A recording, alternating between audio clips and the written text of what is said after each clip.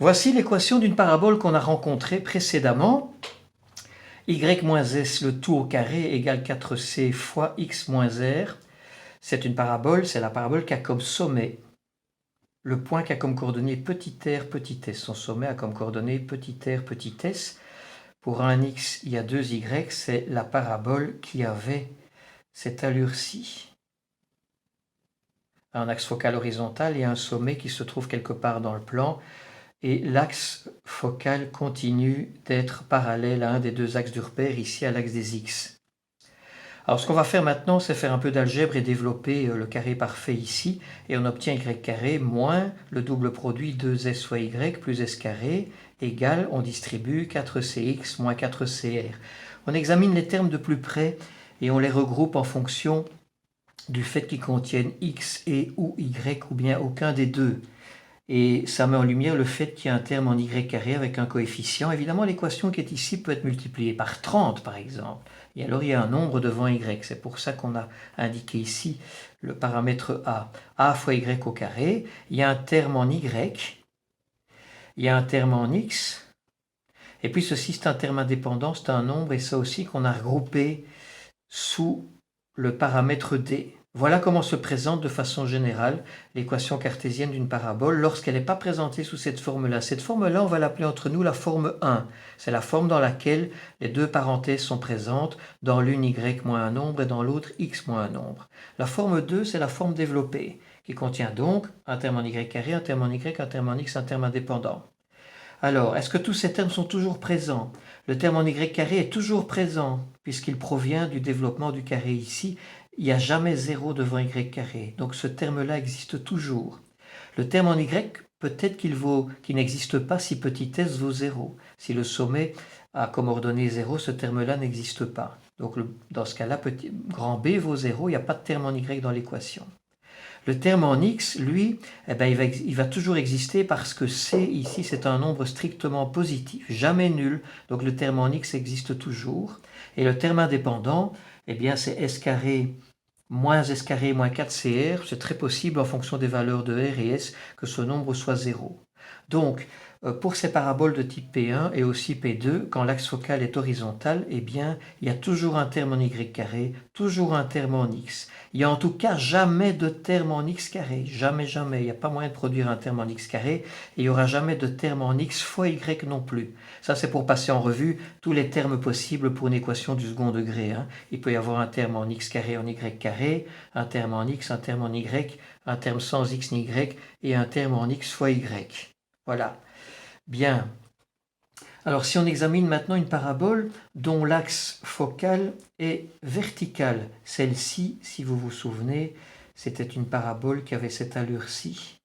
Son axe focal était vertical, son sommet c'est toujours le point qui a comme coordonnée r et s, et donc son équation cartésienne x moins 0 carré égale 4 fois c fois y moins s. Si on développe les carrés, x carré moins 2rx plus r carré égale, on distribue ici 4cy moins 4cs. On regroupe les termes et on peut mettre en lumière un terme en x carré, un terme en x, un terme en y et un terme indépendant. Si toute cette équation est multipliée par une constante, le terme en x carré n'est pas forcément 1. D'accord? C'est pour ça qu'on a indiqué ici un grand A. Mais ce qui se passe toujours, c'est que ce nombre ici n'est jamais nul, puisque le terme en x carré provient d'un carré parfait. Il existera toujours. Le terme en x peut avoir un coefficient 0 si l'abscisse du sommet vaut 0, ça c'est très possible, donc pas de terme en x. Le terme en y, lui, va toujours exister puisqu'il est multiplié par 4c et que c est strictement positif, vaut jamais 0. Et le terme indépendant, peut-être qu'il vaut 0, peut-être pas. Donc voilà l'allure d'une équation, de l'équation cartésienne d'une parabole dont l'axe focal est vertical. Ce qu'il faut remarquer, c'est que donc il y a toujours un terme en x carré, un terme en y. Il n'y aura jamais de terme en y carré parce qu'il n'y a pas moyen d'en produire un à partir d'ici. Et il n'y aura jamais non plus de terme en xy. Et donc pour résumer, à quoi est-ce qu'on reconnaît qu'une équation du second degré en x et y est l'équation d'une parabole dont l'axe focal est parallèle à un des axes du repère? Ça se reconnaît au fait que dans cette équation, si un terme en y carré, il n'y en aura pas en x carré et vice-versa. Donc il n'y a qu'un seul terme de degré 2. Si c'est en y carré, alors il y a un terme de degré 1 en x. Si c'est en x carré, il y a un terme de degré 1 en y. Voilà le minimum à avoir. Et ce qu'il ne faut surtout pas avoir, c'est donc 2 termes au carré et surtout pas de termes en x fois y. Voilà, ça permet de reconnaître l'équation cartésienne d'une parabole. Si jamais il y a un terme en xy qui apparaît, eh bien ça veut dire que son axe focal, son axe de symétrie, n'est plus parallèle à un des axes du repère, c'est une droite oblique. Et ce n'est pas traité ici. Voilà. Et donc tout l'art maintenant consiste à passer d'une forme à l'autre, passer de la forme 1 à la forme 2, c'est très simple, il suffit d'effectuer le carré parfait distribué, mais le contraire est plus délicat.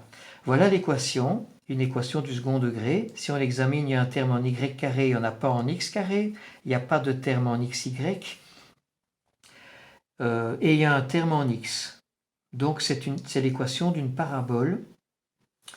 Et pour repérer de quelle allure est cette parabole, eh bien on regarde où est le carré. Le carré est sur le terme en y, ça veut dire, et pas sur le terme en x. Pour un x, il y aura 2 y. Pour un x, il y aura 2 y, ça veut dire que c'est une parabole qui a son axe focal horizontal. Et donc c'est une parabole qui est située, orientée, soit comme ça. Dans le plan, l'axe des x et l'axe des y étant quelque part. L'origine du repère est ici. Alors ce qu'on va faire maintenant, c'est partir de cette équation-ci et reconstituer la forme 1, puisque c'est dans la forme 1 que se trouvent tous les éléments qui permettent de reconstruire toutes les caractéristiques de cette parabole. Bien, il faut donc, on écrit l'allure de l'équation qu'on souhaite, c'est donc un terme en y moins s au carré. Il y a un plus ou un moins, on ne sait pas encore lequel des deux, 4 fois c fois x moins une constante. Alors, pour procéder dans l'ordre et arriver au but sans trop de problèmes, on commence par reconstituer le carré en y. Pour ça, on réunit les termes en y et il faut évidemment ne pas laisser le 3 ici, puisque dans l'équation qu'on cherche, il n'y a rien devant le y, il y a 1. Donc pour ça, la seule façon de faire consiste à mettre 3 en évidence. Dans tous les termes en y, ça donne y carré moins 4y. Il manque un terme ici pour obtenir un carré parfait en y, on va y revenir dans un instant. Égal, le 28x passe de l'autre côté et le moins 128 aussi, on s'en occupera plus tard. Alors maintenant ce qu'on va faire, c'est rajouter ici dans la parenthèse ce qu'il faut pour avoir un carré parfait. Pour ça, on se base sur le coefficient du terme en y, on le divise par 2, 4 c'est 2 fois 2. Ça veut dire que ce qui manque ici pour avoir un carré parfait, c'est 2 au carré. Puisque 4y, c'est le double produit de 2 et de y. On a déjà y au carré ici, il manque 2 au carré. Bien, si on rajoute 2 au carré dans la parenthèse du membre de gauche, dans le membre de droite, c'est la seule petite subtilité qu'il y a. Il ne faut pas rajouter 2 au carré, parce qu'en rajoutant 2 au carré ici, on a rajouté dans le membre de gauche 3 fois 2 au carré. Et donc il faut le rajouter à droite aussi, 3 fois 2 au carré. Voilà, on en est donc arrivé au fait que l'équation maintenant s'écrit 3 fois le carré qu'on vient de construire en y moins 2 au carré égale moins 28x. Et ici, 2 au carré c'est 4 fois 3 c'est 12, plus 128 ça fait 140, on en est ici. Je continue à essayer de reconstruire le membre de gauche, pour ça je dois tout diviser par 3. Donc je divise par 3 à gauche et par 3 à droite, voilà ce que devient le membre de droite. Le membre de gauche est déjà en ordre. Maintenant, le membre de droite, eh bien, il faut que le coefficient du terme en x soit 1 dans une parenthèse, et donc je vais mettre moins 28 tiers en évidence. Et si on met moins 28 tiers en évidence, eh bien, il reste x moins 5. Moins 5 fois moins 28 tiers, ça fait 140 tiers. On a déjà comme ça reconstitué en plus la parenthèse en x. Il reste maintenant à écrire le terme indépendant comme étant plus ou moins 4 fois quelque chose, et ici c'est évidemment moins 4 fois 7 tiers. Voilà, cette équation-ci est donc équivalente à celle-là. L'intérêt c'est que celle-ci contient tous les éléments. Petit r vaut 5, l'abscisse du sommet, petit s vaut 2, l'ordonnée du sommet, la constante c vaut 7 tiers. Le sommet a donc comme coordonnées 5, 2. Il y a un moins ici, ça veut dire que si on veut représenter sommairement cette ellipse, eh bien, voilà comment elle s'oriente dans le plan. Son sommet a comme coordonnées 5, 2 et elle est orientée vers la gauche, vers la partie négative de l'axe des Y qui se trouve quelque part. D'accord ? À partir de là, on peut reconstituer tout le reste. si on veut l'équation de l'axe focal, eh bien, on se base sur l'équation de l'axe focal de la parabole qui correspond à celle-ci, mais qui a comme sommet 0, 0. Son axe focal, c'est x, y égale 0. Et ensuite, à y, on fait moins 2, on soustrait 2 d'ordonnée du sommet. La directrice, pour la parabole de sommet 0, 0, a comme équation x égale 7 tiers, et à x, on soustrait l'ordonnée du sommet. La directrice a maintenant comme équation x égale 5 plus 7 tiers.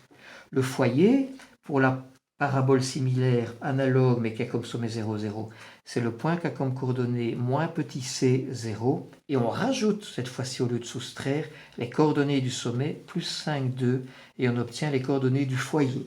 Voilà, si vous mettez tout ça sur un joli graphique, vous allez voir que tout correspond. Le foyer est un point qui est bien symétrique, le symétrique de la directrice par rapport au sommet. Voilà.